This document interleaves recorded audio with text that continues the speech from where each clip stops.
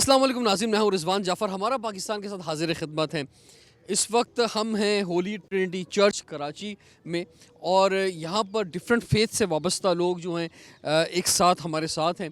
आपसे हम मुलाकात करवाएंगे और उनसे हम पूछेंगे कि 2023 उनके नज़दीक कैसा रहा और 2024 के हवाले से उनके क्या ख़यालात हैं, क्या जज्बात हैं।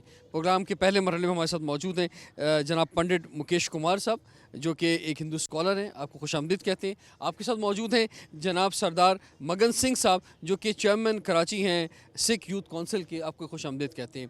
तो पंडित साहब, पहले बताएं आपको कि पाकिस्तान में आप कैसा महसूस कर रहे हैं, 2023 आपकी नज़र में कैसा रहा, 2024 को कैसे देख रहे हैं। पहले 2023 की बात करते हैं, जो साल गुजर गया। जय श्री राम। पहले तो सर मैं आपका धन्यवाद करूंगा कि आपने मुझे बोलने का मौका दिया 2023 पर बात करने के लिए। इससे पूर्व तो मैं 2022 और 2023 का बारे में कहूंगा कि इससे पहले आप देखें कि पहले तो कमर तोड़ी कोरोना ने हमारे लोगों की, इसके बाद सैलाब आया, उससे कमर टूटी। तो फिर 2022 और 2023 के अंदर इतनी महंगाई मुल्क के अंदर थी कि जो लोग थे वो पूरी तरह से जो है वो मुतासिर हुए। तो अब 2023 में भी आप देख सकते हैं कि पूरी तरह जो रहा था उसमें महंगाई का जो रुझान था वो ज़्यादा था, और ख़ास तौर पर लोगों की जो कमरें तोड़ी वो बिजली के बिलों ने तोड़ी, जो बहुत ज़्यादा लोग परेशान हुए, और कुछ जो है वो ख़रीदारी से अच्छा, ये परेशान जो हुए। मसाइल आप बता रहे हैं, इसका ताल्लुक किसी फेथ से नहीं है। मिसाल के तौर पे अगर महंगाई है तो वो सबके लिए है, चाहे वो हिंदू हो, मुस्लिम हो, सिख हो, या मसीह हो, कोई भी हो, ठीक है। या सैलाब आया तो सबको मुतासर किया। इसी तरह जो मसाइल हैं, शहर के मसाइल हैं, बल्दियाती मसाइल हैं, मसद वो पानी जो है वो है घरों में अगर नहीं आ रहा मुस्लिम के, तो हिंदू के भी नहीं आ रहा है, सिख के भी नहीं आ रहा है। तो ये सबके हमारे सबके मसाइल बुनियादी हैं। आप क्या समझते हैं? बिल्कुल, ये तो बुनियादी मसाइल है। अगर आप मजहबी लिहाज से अगर आप मुझसे पूछ रहे हैं कि 2023 कैसा रहा था, तो वो ठीक नहीं था, जिसके अंदर काफ़ी तौर पर लोग जो थे वो परेशान थे, और कोई रिलीफ नहीं था। सियासी जो लीडरों की तरफ से रिलीफ नहीं था, और उनकी तरफ से भी कोई ऐसी बात नहीं थी कि जो आवाम के लिए उन्होंने कुछ किया हो, और काफ़ी लोग परेशान थे। तो अब 2024 आने वाला है, इसके लिए हम भगवान से ही प्रार्थना करते हैं कि 2024 से जिसमें इलेक्शन होने जा रहे हैं, हम चाहते हैं कि कोई ऐसा लीडर आए पाकिस्तान के लिए, जो पाकिस्तान की खुशहाली के लिए और पाकिस्तान से प्यार करे पूरी तरह से, और जो गरीब आवाम का सोचे कि मुझे अपनी गरीब आवाम को किस तरह जो है उनको हैंडल करना है और उनको कितना रिलीफ देना है। लेकिन अभी मसले मसाइल तो बहुत है, जैसा आपने कहा कि जो मसले मसाइल वो आप लोगों के लिए, वो हमारे लिए भी है। अच्छा, ये मैं मज़हब के हवाले से क्योंकि हम बात करना चाहेंगे, बहुत इंपॉर्टेंट है, तो आप फरमाएं कि आप क्या समझते हैं सिख मज़हब से वाबस्ता लोग जो पाकिस्तान में रहते हैं, उनकी क्या कैफियत है। जो बुनियादी मसाइल हैं वो तो उन्होंने बताए कि जनाब महंगाई सब पे असरअंदाज हुई है, जो इश्यूज़ हैं वो सबके यकसा ही हैं। लेकिन मजहबी लिहाज से देखें तो आप समझते हैं कि आपको मुकम्मल तौर पे आज़ादी हासिल है अपने तमाम तर मजहबी रसूमात अदा करने के लिए। इसी तरह से आपको कोई प्रॉब्लम नहीं होती, चाहे वो रोज़गार हो, चाहे तालीम हो, या किसी भी तरह की सूरत हाल हो। जी, अस्सलाम वालेकुम, सत श्री अकाल। मैं आपका जीटीवी का शुक्र अदा करता हूँ जिन्होंने मुझे मौका दिया ये बात करने का। मैं ये कहना चाहता हूँ कि हमें सिख बरादरी को बड़ी वो क्या बोलते हैं आज़ादी हासिल है, क्योंकि हमारे गुरु नानक का भी हाल ही में जन्मदिन भी मनाया गया, तो हमने मुसलमान भाइयों को भी इनवाइट किया था, और भी मज़ाहिब के लोग आए हुए थे, तो हम अच्छी तरह मनाते हम मनाते हैं तमाम, मतलब हमें आज़ादी हासिल है। और हमारे इश्यूज़ जो है वो है जॉब से लेकर, क्योंकि हमारे 5% माइनॉरिटी का कोटा है, हमें जॉबें नहीं दी जाती है। तो मैं यही कहता हूँ कि हमें जॉबें दी जाए हमारे सिख भाइयों को, और हमें जो हमारे गुरुद्वारे जितने हैं ना 5 बंद है, औकाफ के हाथ में है, तो हमें हमारे मतलब खोल दिए जाए, हमारे हवाले किया जाए। गुरुद्वारे आपकी कराची की बात कर रहे हैं आप? जी, 5 गुरुद्वारे हैं जो बंद है अभी भी कराची में? जी जी। अच्छा, इसके अलावा ओवरऑल हम देखते हैं तो इस वक्त तो आपकी सबसे बड़ी जो इबादत की जगह है वो भी पाकिस्तान के अंदर है, तो वो तो सबके लिए ओपन है, उसमें तो कोई मसला नहीं है। नहीं, वहाँ पर मसाइल नहीं है। हमारे जैसे कोई भी त्यौहार आते हैं तो हमें सिक्योरिटी भी प्रोवाइड की जाती है, जो मसाइल होते हैं वो हल किए जाते हैं, लेकिन जॉबों का मसला है बस। जॉब्स का मसला जी है, जी। ठीक है। तो इसके अलावा बाकी आप समझते हैं कि सिख कम्युनिटी से वाबस्ता लोग जो हैं तालीम सही तरह हासिल कर रहे हैं और जॉब में प्राइवेट जॉब्स कर रहे हैं, अपना बिजनेस कर रहे हैं, लेकिन आपका जो मुतालबा है वो सरकारी जॉब के हवाले से है? प्राइवेट जॉब से भी लेकर है और सरकारी जॉब से भी लेकर है, क्योंकि प्राइवेट जॉबें भी नहीं मिलती है तो फिर बेकार, जैसे झाड़ू वाली मिलती है, पियून से लेकर पढ़े लिखे हैं उनको अच्छी नहीं, जॉब प्राइवेट जॉब में तो जनाब मैंने देखा है कि इसका रिलीजन से किसी किस्म का कोई ताल्लुक नहीं है। प्राइवेट जॉब में तो मेरिट है कि जो जितना कैपेबल होगा उसको जॉब मिलेगी, उसमें तो कोई मसला नहीं है। पढ़े लिखे भी होते हैं, उनको ये आसानी से मिलती नहीं है। मिलती है तो ये पियून की मिलती है, क्योंकि हमारे जितने सिख भाई हैं उनको निकाल दिया भी गया है सिख की वजह से। निकाल दिया गया है? अच्छा। तो फिर इस वक्त वो मजहबी काम करते, जैसे गुरुद्वारे में होते वो गुरु ग्रंथ साहिब ही पढ़ते, और कोई रश्का चला रहा है, कोई कुछ कर रहा है सर। ठीक है, आप इसी तरह से कम्युनिटी के हवाले से कोई मुतालबा करना चाहेंगे हिंदू कम्युनिटी के हवाले से? सर जैसे आपने कहा कि आपको यहाँ आज़ादी कैसी है पाकिस्तान में, तो पहले सर मैं ये कहूँगा कि पाकिस्तान हमारा मुल्क है, हमारा देश है, हमारी माँ है, धरती माँ है।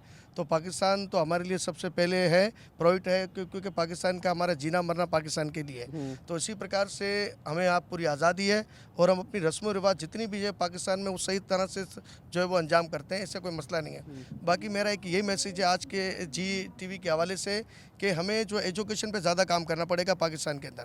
और मैं जो आने वाली जो अभी सरकार है उनसे ये प्रार्थना करता हूँ कि अब ज़्यादा कोटा जो है वो एजुकेशन के लिए रखा जाए, ताकि पूरे पाकिस्तान के अंदर पाकिस्तान जो है वो तालीम से महरूम कोई भी बच्चा ना रहे।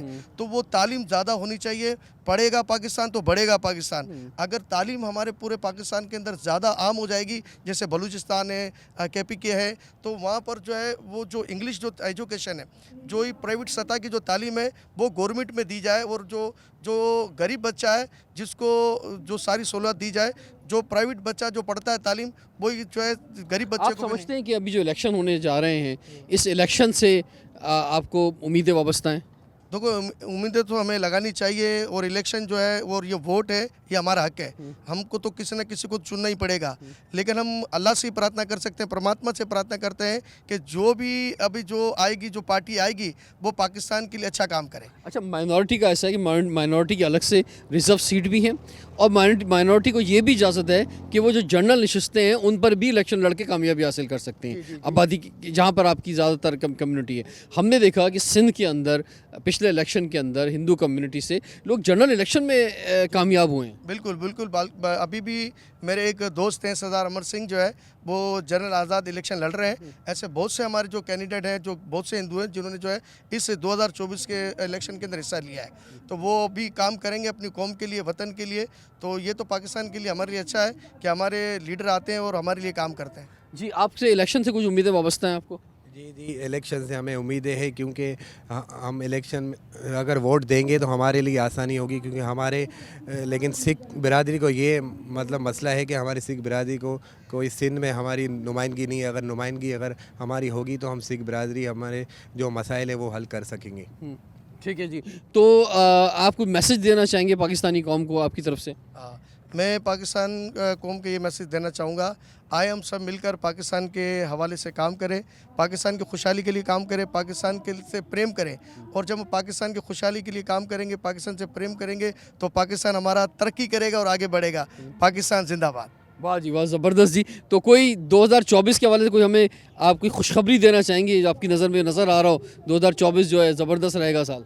हाँ पापा, मेरे नज़र में तो 2024 हमारे पाकिस्तान के लिए बड़ा अच्छा रहेगा और तरक्की रहेगा। और कोशिश ये होगा कि हमारे मुल्क का जो कर्जा है वो अल्लाह ताला इसको उतार दे, ताकि पाकिस्तान ज़्यादा तरक्की करे। लेकिन एक साल में तो नहीं उतर सकता ना कर्जा? आस्ते आस्ते उतरेगा। अच्छा, हाँ। आस्ते आस्ते उतरेगा, लेकिन सारे लोग जो एक साथ जितने भी जो अच्छा, जो नया वजीर आज़म होगा, आप समझ रहे हैं, हाँ। वो पाकिस्तान के लिए जो है और बल्कि मैं तो कहूँगा पूरी दुनिया के लिए, इंसानियत के लिए जो है वो खुशाइंद होगा, बेहतर होगा। लेकिन नया वज़ीर आज़म कैसे होगा, आप कह रहे हैं, लेकिन जो वज़ीर आज़म आएगा वो तो 2-3-4 दफ़ा पाकिस्तान का वज़ीर आज़म बन चुके हैं।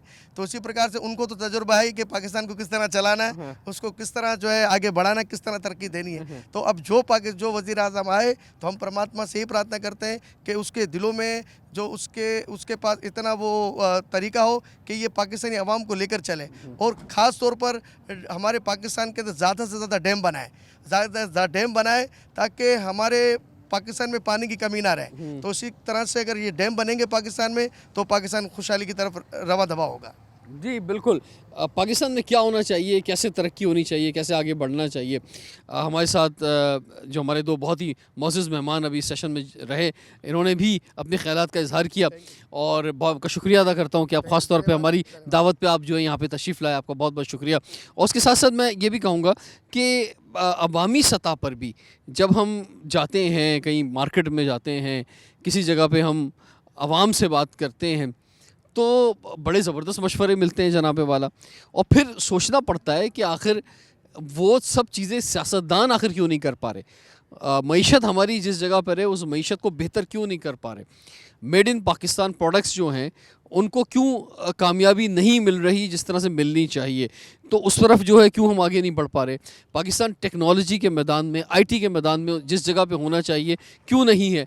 इसी तरह से जो बुनियादी ज़रूरतें हैं पाकिस्तान की, उस बुनियादी ज़रूरतों को भी पूरा होना ज़रूरी है, और उसमें लोकल गवर्नमेंट के इंतखाबात जहाँ जहाँ हो चुके हैं तो लोकल गवर्नमेंट को भी अपना रोल अदा करना होगा। और अक्सर हम जब इलेक्शन कैंपेन में आवाम के पास जा रहे हैं तो वो बुनियादी तौर पर वो बात कर रहे हैं कि जो कि लोकल गवर्नमेंट की बात है, वो वज़ीर आज़म से मांग रहे हैं, एमएनए एमपी से मांग रहे हैं। इसका मतलब वो डिलीवर नहीं हो रहा लोगों तक, लोकल गवर्नमेंट वो कुछ काम नहीं कर पा रही है, तो उन्हें अपना रोल अदा करना होगा और आवाम को उनका हक़ जो है उनको देना होगा, और बेहतर गवर्नेंस से करिश्मे और करप्शन के ख़ात्मे से ये चीज़ें जो है बेहतर हो सकती हैं। टाइम एक ब्रेक का, और ब्रेक के बाद हाजिर होते हैं। देखते रहिए प्रोग्राम हमारा पाकिस्तान।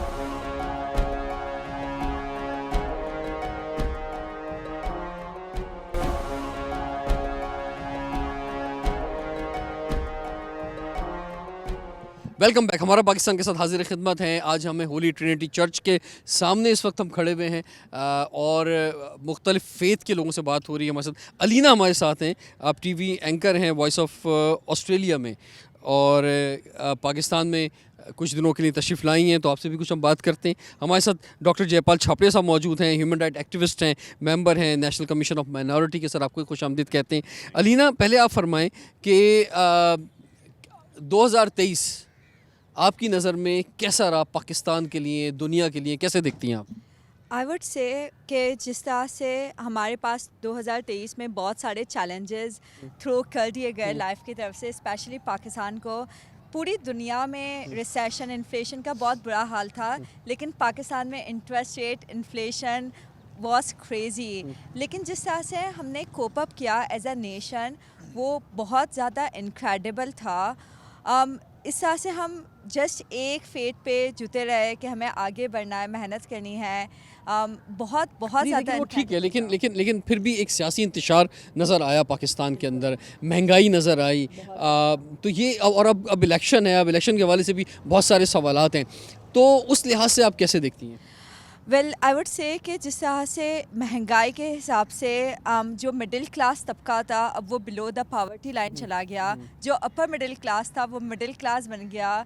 जिस तरह से लोग अब खाने पीने की चीज़ें अफोर्ड नहीं कर सकते, जो मैं मीडिया में सुनती हूँ। मैं वॉइस ऑफ ऑस्ट्रेलियंस, मैं टीवी एंकर हूँ और मैं ऑस्ट्रेलिया की एंकर हूँ, लेकिन जिस हिसाब से मैंने सारी चीज़ें सुनी हैं और देखी हैं, I don't know how the people are surviving. एक और बड़ा वाक़या जो 2023 में हुआ वो 7 अक्टूबर से फ़लस्तीन का इशू था, जिसमें पूरी दुनिया में, चाहे उनका मज़हब कोई भी हो, लेकिन लोग जो है सड़कों पे निकले, एहतजाज हुआ और इसराइल के ख़िलाफ़ लोगों ने जो है उसका पुरज़ोर मुज़ाहरा किया। ऑस्ट्रेलिया में इसको किस तरह से देखा गया? ऑस्ट्रेलिया में बर्गेटरी जो बर्गर चेन है, बहुत बड़ी बर्गर चेन है, उसको जला दिया गया।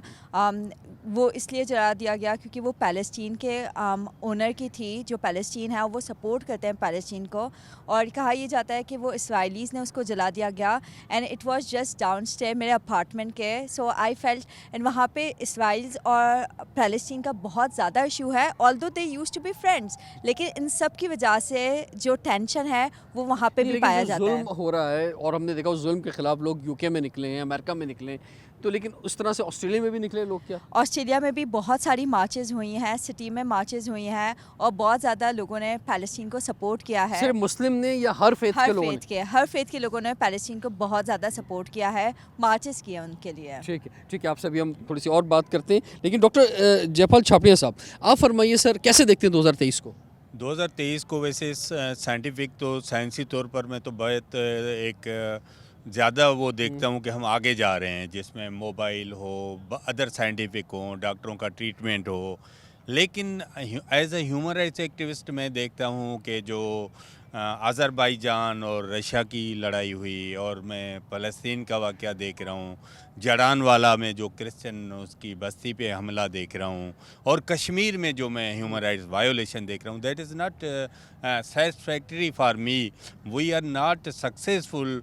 तो इन वाक़यों को हम रोकने में कामयाब नहीं गए, और मेरी ख्वाहिश है कि दुनिया में नो वार पैक्ट हो लोगों का, हमारा भी इशू कश्मीर का सॉल्व हो कि, और ह्यूमन राइट्स जो एक वायोलेशन है कहीं भी दुनिया में, एक शेख हयाज का एक वो है सेंटेंस कि दुनिया में कहीं भी किसी इंसान का हाथ कटता है तो मैं समझता हूँ वो मेरा हाथ कटता है। तो I feel anywhere there is a human rights violation. अच्छा, पाकिस्तान में सर देखा ये गया कि कोई भी इशू हो, यानी स्ट्रीट क्राइम हमने बहुत ज़्यादा देखा, हमने और बहुत सारे इश्यूज़ देखे, सियासी इंतशार भी हमने देखा, फिर महंगाई बेइंतहा हुई, लेकिन लोग सड़कों पे नहीं निकले, लोग जो है बाहर नहीं आए। फ़लस्तीन के इशू के ऊपर भी सियासी जमातें मुतहरिक हुई, लेकिन जिस तरह से एक अवामी सतह पे लोगों को निकलना चाहिए था, लोग अपनी महंगाई में, अपनी परेशानियों में इतने उलझे हुए हैं तो उस तरह से नहीं निकल सके। अच्छा, इसमें दो तीन चीज़ें हैं। एक तो हमें पुराना नज़र आ रहा है कि आज से 20-30 साल पहले या बेनज़ीर भुट्टो ने जो लोगों को निकाला था, एक तो उस तरह की पॉलिटिकल पार्टीज़ जो हमारे पास 3 बड़ी हैं, उन्होंने निकालने की कोशिश नहीं की, और थोड़ा बहुत जो पीटीआई ने कोशिश की। दूसरा ये है कि जो यहाँ के लोगों को मतलब इन्फ्लेशन में, महंगाई में इतना जकड़ा गया है कि वो उसमें वो हो गए हैं। दूसरा, स्टेट की तरफ से उसको प्रेशर से रोकना, जैसे अभी हमारी बलोच बच्चियों को इस्लामाबाद में रोका गया था, लेकिन वो ट्रेनिंग, वो तरबियत जो पहले एक सेकुलर, एक प्रोग्रेस स्टूडेंट्स की ऑर्गेनाइजेशंस थी जो तालीमी इदारों में, उनको ख़त्म किया गया है। तो उनका बड़ा रोल था स्टूडेंट्स। 2024 को कैसे देखते हैं, कुछ उम्मीद रखते हैं इलेक्शन से? अच्छा, एज अ नॉन मुस्लिम तो मुझे इस इलेक्शन से उम्मीद नहीं है, क्योंकि जो नॉन मुस्लिम के लिए वही कॉन्स्टिट्यूशन है जो 23 में है, वही 24 में, और वही लेकिन आपको ये एक है कि आप जनरल इलेक्शन पे खड़े हो सकते हैं, लोग उसको अप्रिशिएट करते हैं। लास्ट इलेक्शन के अंदर हमारे हिंदू कम्युनिटी से लोग जीते भी। अच्छा, लेकिन मैं इसको समझता हूँ कि मुझे वो इलेक्शन सिस्टम चाहिए जो यूके में ऋषि सोनक भी मुल्क का रहबरा प्राइम मिनिस्टर बन सकता है, वो पाकिस्तान में अवेलेबिलिटी नहीं है। वो वहाँ का मेयर सादिक खान बन सकता है, लेकिन हम पाकिस्तान में, कराची में, पेशावर में नहीं सोच रहे। तो मैं तो वही सिस्टम चाहता हूँ जो इंडिया में जनरल इलेक्शन होती है, मुसलमान आता है, मुझे रिजर्व सीट नहीं चाहिए। इसका ताल्लुक तो सर आबादी से है ना।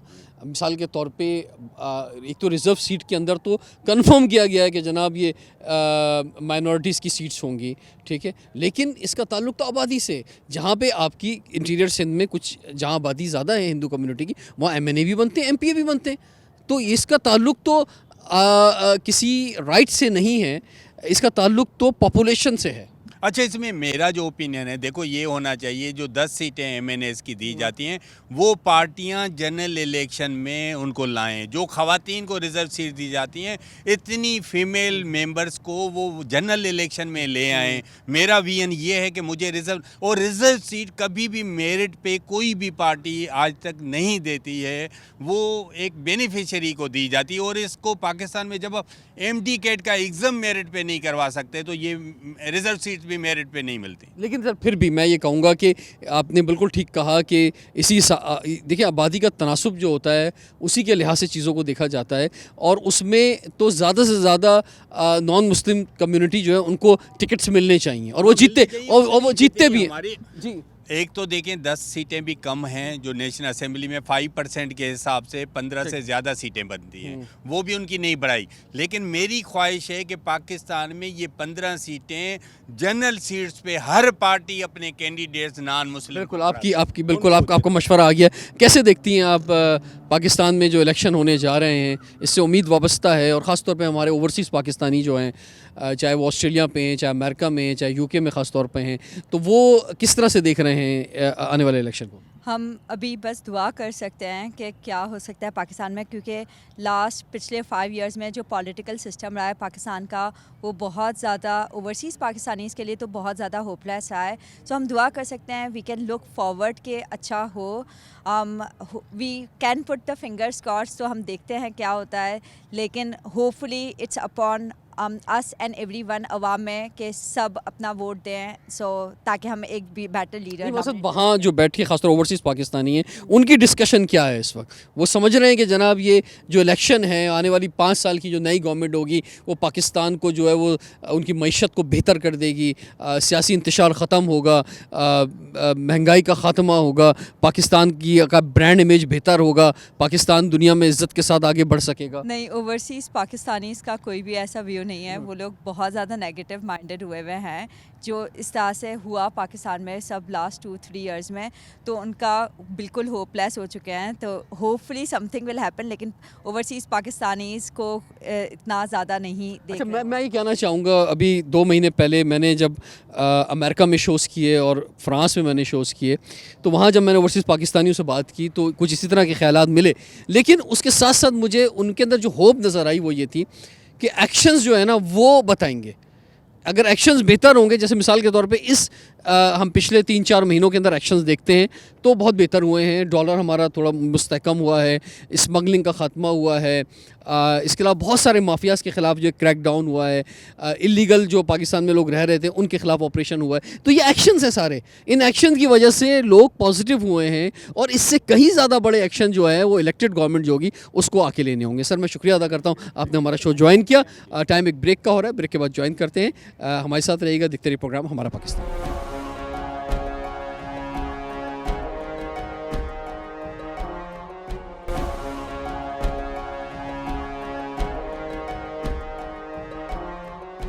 Welcome back. आज हम हैं होली ट्रिनिटी चर्च में और हमारे साथ मौजूद हैं चेयरमैन कराची पोर्ट ट्रस्ट सैयदैन रज़ा जैदी साहब। सर, आपको खुशामदीद कहते हैं। हमारे साथ मौजूद हैं पास्टर गज़ाला शफ़ीक साहिबा, आपको भी हम खुशामदीद कहते हैं जी। ह्यूमन राइट एक्टिविस्ट भी हैं आप। सर, क्या समझते हैं कि पाकिस्तान में 2023 जो है इसको किस तरह से देखते हैं? आप समझते हैं कि बेहतर रहा है, स्ट्रगलिंग रहा है? क्योंकि अवामी सतह पे तो लोग थोड़ा सा मुश्किल में रहे, महंगाई बहुत ज़्यादा रही, लेकिन क्या समझते हैं कि हम कुछ ऐसे ट्रैक पे आए हैं कि जिससे हम जो है आगे बेहतरी की जानिब बढ़ रहे हैं? मैं समझता हूँ कि ये जो इस मायूसी कोई बात नहीं, ये साल जो था हमारे लिए पिछले साल ज़्यादा हालात ख़राब थे, लेकिन इस साल आपने देखा कि जो माशी हालात जो हैं वो ग्रेजुअली बहुत बेहतर हो गए। महंगाई में भी कमी आई है और हमारी करेंसी जो है वो भी अप्रिशिएट हुई है। तो बल्कि केयरटेकर गवर्नमेंट के हवाले से जो स्मगलिंग के ख़िलाफ़ जो ऑपरेशन हुआ है, इस डिफरेंट माफियाज़ के ख़िलाफ़, जैसे डॉलर बेहतर हुआ है, इसी तरह से जो इलीगल लोगों के ख़िलाफ़ जो है ऑपरेशन हुआ है, अफगानी हो या कोई भी हो, तो उससे लोगों में काफ़ी सताइश आई है कि यार अगर गवर्नमेंट चाहे तो बहुत कुछ हो सकता है। जी बिल्कुल, रूल ऑफ लॉ रेस्टोर करने की कोशिश की गई है। आप देखिए कि स्टॉक एक्सचेंज में बूम आया तो 23,000 से लेके अब 23 और 30 के दरमियान से 62 पे चला गया था हमारा इंडेक्स। रुपये जो थी जो एक रुपये डॉलर की जो था 330 रुपए का डॉलर था, अब 280 से भी नीचे आ गया था। तो अब इसी तरह जो इंटरनेशनल जो डोनर एजेंसीज़ हैं और रेटिंग एजेंसीज़ हैं वो पाकिस्तान की जो फ्यूचर की एक जो माशी सूरत हाल है उसमें बेहतरी की वाज़ेह इशारे उनकी तरफ से आ रहे हैं और ये साल जो है हमें एक उम्मीद का पैगाम दे के जा रहा है। आप सर कराची पोर्ट ट्रस्ट के आप चेयरमैन हैं, तो कराची पोर्ट ट्रस्ट के पास भी कोई सक्सेस स्टोरी है 2023 की? कराची पोर्ट ट्रस्ट में हमारा बूमिंग आजकल बिज़नेस है।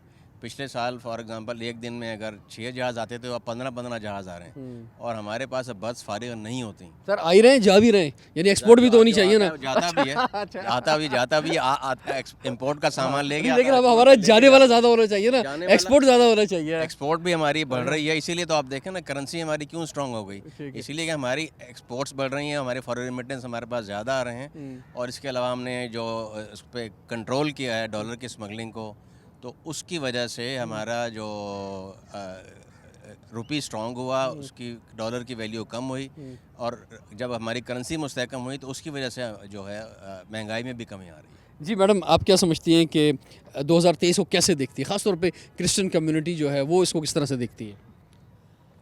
अगर आप माइनॉरिटीज़ और बिलखसूस क्रिश्चियन कम्युनिटी की बात करेंगे तो हम तो मायूस हैं, ठीक है। क्योंकि 16 अगस्त 2023 को वो दिल दहला देने वाला वाक़या सारी दुनिया ने देखा। साथ साथ ही सर। यकीनन सारे लोग ऐसे नहीं हैं, लेकिन कुछ जो एक्सट्रीमिस्ट एलिमेंट्स हैं पाकिस्तान में, वो पाकिस्तान का इमेज बर्बाद कर देते हैं इंटरनेशनली। अदरवाइज़ जब ये वाक़या हुआ और उसके बाद यहाँ होली ट्रिनिटी चर्च जो कराची का मेन कैथीड्रल है, आज सैयद आबदीन रज़ा साहब यहाँ मौजूद हैं, बहुत से और सोशल डिफरेंट डिपार्टमेंट से ताल्लुक़ रखने वाले लोग मौजूद हैं।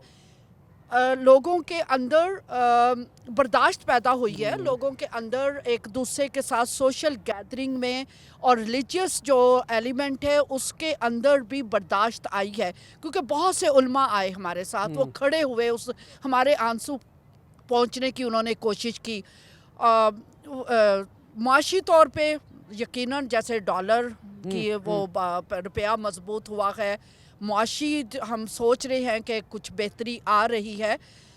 उसी के साथ साथ क्योंकि सोशल मीडिया बहुत एक्टिव है, हम चाहते हैं कि जैसे आज आप भी यहाँ पर मौजूद हैं, we really appreciate media, electronic media का बहुत पावरफुल किरदार है कि आप लोग जो हैं ये जो रिलीजियस मजहबी दूरियां हैं या मुनाफरतें हैं, इसको भी ख़त्म करने में आपका मैं समझता हूँ कि ओवरऑल जो पाकिस्तान की 99.9% जो आबादी है वो सब आपस में मोहब्बत के साथ रहते हैं, कोई मसला नहीं होता। लेकिन चंद लोगों की वजह से साल में कोई एक वाक़या ऐसा हो जाता है जिसकी वजह से, जैसे आपने ख़ुद कहा कि पाकिस्तान का इमेज भी ख़राब होता है, और फिर उसी को ठीक करने के अंदर जो है ना वो सारे लोग एफर्ट्स लग जाती हैं। जी, यही वो जो ऐसा एक्सट्रीमिस्ट एलिमेंट है उसको कला कमा करने की ज़रूरत है। ठीक है, जैसे हम माशियात को अपनी माशी तरक्की के लिए बहुत ज़्यादा फ़िक्रमंद होते हैं, इसी तरीके से ये जो समाजी रवैये हैं इनको भी बेहतर बनाने के लिए हमें और ज़्यादा जिद्दोजहद करने की ज़रूरत है। अच्छा, अब इलेक्शन होने वाले हैं तो कोई ख़ास मुतालबा या कोई ख़ास ख्वाहिश जो आप समझती हैं कि जो कि कमिंग इलेक्शन से आप रखती हैं? बिल्कुल, इस कमिंग इलेक्शन में हमारा एक तो तमाम सियासी पार्टियों से ये तकाज़ा है कि मंशूर में अक़लियतों के साथ समाजी रवैयों की बेहतरी का जो एजेंडा है वो शामिल किया जाए।